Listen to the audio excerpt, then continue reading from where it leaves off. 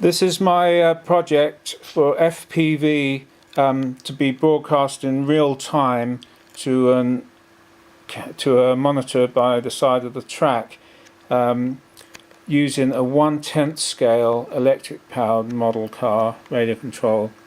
Now this is the car. Selected a front wheel drive car based on the Tamiya 1/10 scale. Gives a lot more room inside to mount all the electrics, and also I was hoping that the fact that the motor is at the front and can mount the transmitter at the back, won't be any interference. Anyway, just briefly, here's the car. Now the camera, a Sony 1.3 megapixel, mounted on top of a tiny little servo there, and it's been shoegooed to the top deck, that servo.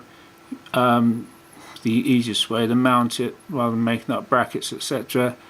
I positioned it to be so that the camera would point through the windscreen as near as possible. I don't know if that's going to be the best position, but that's how I've done it at the moment. Now the camera itself is mounted directly on top of the servo onto the little round servo arm. I've actually screwed it through the camera tilt mount with a screw directly into the top of the servo. I haven't done it up totally tight, so you can actually move the camera slightly left and right if it's not quite in the right position. Also, keeping the camera mount, I can actually tilt the camera in the horizontal plane to make sure that it sees far enough into the distance. I'm not sure whether it should be looking down or up. Anyway, so that's easily adjustable by hand. Now the camera is connected to this 200 milliwatt 5.8 gigahertz transmitter. The radio in the car is 2.4 gigahertz. Just going back to the camera at the moment, and the servo, using a Futaba 3-channel receiver, I can connect the this servo for the camera into the 3rd channel, and using the Futaba mixing mode, I can set it so that when the steering turns, the camera will track in that direction to look. So if it's turning right, the camera will look to the right to look round the corner. This is much better than just having a camera fixed looking straight forward, where it looks really weird when you turn the corner, because you're just looking at the corner going by, not where you're going. Anyway, I'll show that working later. So the camera, it's just 3 wires coming out, signal and the plus and minus for the power in the camera. I've neatly wired it into and heat shrunk it into this little tubing. I've coiled the wires tightly just in case they were trying to pick up interference or let out interference by coiling the wires up tightly in this tube. It can minimize it. Anyway, there's the 200 milliwatt 5.8 transmitter. Now there are 5 wires on the plug. 3 are for the video and 2 are for audio. I've got no microphone in here at the moment. I'm not sure. I'll put a microphone later, just as an exercise, but all it'll pick up is the noise really from the gears whining away. So the 2 wires in that little black tube, I've just heat shrunk and put them out of the way rather than cut them off in case I want to use them. So the other 3 wires come from the camera and go into that plug there. Now that plug I can pull out to remove the body shell. I'll show you in a minute. 2 wires for the power. Now they recommend 12 volts. If you go lower, the camera and the transmitter can lose performance. Now luckily 12 volts is easily achievable from a 3S LiPo. And some people try and run these directly off the LiPo for the electric car, which is 7.4 volts. Not a good idea. You get a lot of cross interference backwards and forwards from the electronic speed control, which generates a lot of noise with these brushless motors. And you have to put in a filter which you can buy, inductor capacitor filter in the power line to try and cut that. But the voltage really isn't good enough, and it's not a big problem, because you can buy tiny little 3S LiPos giving you nearly 12 volts when they're fully charged. This is a tiny little 180 milliamp hour one that I've fitted in here. Now I've measured the current drawn by the complete system, camera and transmitter, and it draws 200 milliamps when it's running. So in theory this will run nearly an hour before it goes flat, so that's going to be plenty of time. And I've just fixed it in with a bit of Velcro so it's easy to pull out, and if I had a second one I could have it ready charged and swap them over. I thought it was a better idea than whacking in a big battery, because the sizes go up really quickly. Even the 350 milliamp one is twice the size, and it adds weight, and it doesn't look so neat in this tiny little 10 scale car. I'm trying to keep everything to a minimum. So I've also the LiPo in this car is a fairly small one. It's 3,300 milliamps, but it's a high C rating, and that will easily run this car for probably about 15 minutes before it goes flat. The car can take really big batteries, 7,200, but there's no point. I'm not going to be racing it at maximum. And also the weight of the car, I did weigh it. It's about 1460 grams. 10 scale cars, if you're racing them in competition, only need to be 1350 grams, and it's best to run at the minimum weight limit to get maximum performance. Otherwise you're just accelerating weight and losing acceleration time and drawing power from the batteries. Anyway, as this is only a camera car, I'm not going to actually be racing it. I try to keep the weight down, otherwise it'd be heavy lumbering, but 1460 grams is not too bad. I mean, the car's heavy anyway, these Tamiya's. If I used my competition racing car, I could have probably got the weight down virtually to the weight limit. But anyway, this is an experimental car, see how it all works. So there's the battery to power the transmitter. Now I've mounted the transmitter onto the body shell. I was going to put it on the chassis, but I wanted to keep it as far away as possible from the radio control system in the car, and also I wanted to try and get the transmitter not in the car but on the outside. So I've a little bit of a tie wrap, a little bit of servo tape, and a hole in the back, and I'll just show you how it comes out. So I'm now going to move the body shell, as you can see, and just position it over the posts and on the front. Now let's just go back to the front. There you can see the lights shine. Let's just twist it around and try and avoid the overhead lights. So the camera just poking through the windscreen there. Well, those overhead lights are really messing up the picture. But anyway, it's as high as I could get it without hitting the... Well, it does actually hit the roof. There's a lot of reflection. Let's pull it back a bit. Without, it just rests on the front of the screen, but it does move. I'll show you that later. Anyway, back to the transmitter. I come in through the boot lid there, and it twists up here. Another reason for testing, I put it on the back. If the car rolls over, the aerial can twist out the way. It will twist this way. Also, if it somersaults backwards, it won't twist that way, but I hope it won't do that unless I drive like a complete maniac. Later on, if this all works good, I'm going to move the aerial inside, say, just poke up here, be much nicer. But I haven't tested it outside on a track yet, so I don't know what the range and the quality of the video is going to be like. Anyway, that is the setup. I'll show you it working a bit later.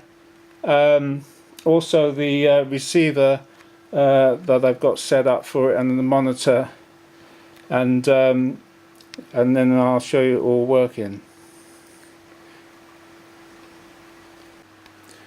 Okay, here's the receiver and monitor for the FPV project I'm doing with the radio control model car. Now at the moment I'm just using this very small monitor because I don't have another one at the moment, but it's the same principle no matter what size monitor you're using. Now I've mounted it onto a little camera tripod rather than hang it on the back of the transmitter, because I don't really want all this on the transmitter. I'm not flying a plane, it's a car, so don't want it hanging all the weight on it. Now very straightforward. Let's have a look at the various parts. So on the back you've got, I've just fixed with a bit of Velcro the receiver. 5.8 gigahertz matches the transmitter. I'm just using the normal aerial it came with at the moment. I don't know if it's going to be good enough or whether I'll have to move to some sort of skew planar type. But anyway, I just mounted it on there. Now the outputs are very straightforward. There are two outputs that you use on the back of this receiver. One contains the audio and the visual outputs. Now as there's no audio on here, I mean they give you two plugs here for stereo. We're not using the audio at all. Just the video one, which is just here. Now I've shortened these leads, and it's very straightforward. It comes into the side of the monitor as an audio visual in. I've actually wired up the plug that goes into this monitor with a video, and also I've got an audio one just in case. I put the audio in as an experiment. It'll only be mono, so I've just put one plug, and this monitor only works in mono anyway, so it's only got one audio input in. Now this little monitor needed a battery. It's quite old, and it did have, you could put AA cells in it, but I've actually got another LiPo I've just strapped in the back. 11 point, no, actually this is a LiFe, L-I-F-E, because this the monitor said it's 9.5 volts, so LiFe is only 9.9 volts with 3S type. I had one, so that was perfect, and I've just wired up the plug so I can put the power in the side. I mean, as I'm testing this outside, I won't have any mains, so it had to be battery. I could have put AA cells in it, but I had the LiFe, and let's keep it all up to date. It's a project after all. Now the receiver itself needs power. Now not a lot of power, but because it's not, we're not worried about the size. I had quite a big 3S LiPo here. The receiver runs on 12 volts. They recommend is best. I had a 3S one, so I've a big one. I've strapped it to the side of this, and I've got the original lead. I've just bundled it up rather than shorten it at the moment, just in case I want to move the receiver to another location. Whether it has to be higher or not, I don't know. Anyway, I can just plug it in and out, just using this plug system to turn on the receiver, and that will be the whole setup there on this tripod. So got the car there, and I'm using my normal racing transmitter, Futaba twin stick. It's 2.4 gigahertz, high quality. Luckily it's got 3 channels, so I could mix the move-in camera. But if you don't have 3 channels, you can wire lead up the camera to the steering servo and get the 2 servos moving together off 1 channel. Anyway, that's the whole setup, and I'm going to switch it on in a minute and show it all working. Okay, the FPV project, I've switched everything on now, which means I can show you how it's all working. The camera, I've switched on the camera, it's got the screen there. I've turned on the receiver by plugging it into the battery here. I've turned on the transmitter. I've turned the car on. It's got a fan, actually there's a motor cooling fan and a fan on the speeder whirring away. Transmitter. You can see the red light. I've got the body off at the moment. Red light on the transmitter. I plugged in the transmitter on that little lead there, and the other lead goes to the camera. So, let's hold this back here a bit. Actually, I'll show you the steering first. Now, moving the potentiometer here for the steering that way, the camera tracks, and that way. Now I've put maximum throw on the camera so it looks as far as possible.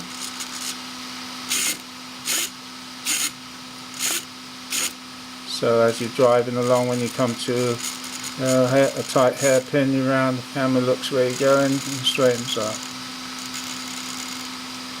Now if you look at the on the picture here being transmitted, I'll try and, oh, there's a bit of glare, let's see if we can, oh, I don't know how this is going to work. Let's try zooming in and see if it gives a better picture or not without, not too bad, but oh, hang on, just got to reach the transmitter. Okay, refocus, hopefully.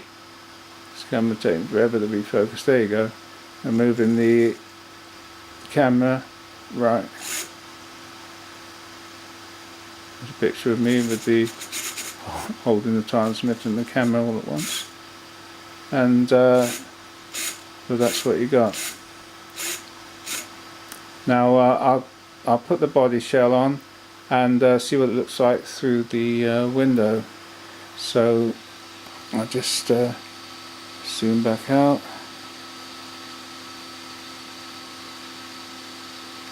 Okay, let's put the shell on. Trustfully. Let's push it on.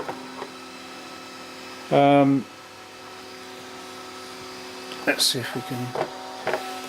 Those overhead lights are messing the picture up bad. So let's see if you can see the camera moving inside. Now it's pressing on the roof a little bit. Not too bad though. And let's look at the screen on here again. See if I can get that picture again. That was not overexposed. Hang on a sec, just reach the transmitter. Now that is looking through the windscreen. As you can see, it's just it shows a bit under the edge of the windscreen. If there was a dashboard there, it'd be like a real car. So I'll move it. It's not a very good picture. It's showing the edge of the windscreen there. You can just see the pillars. Now the distance looks like it could be quite good.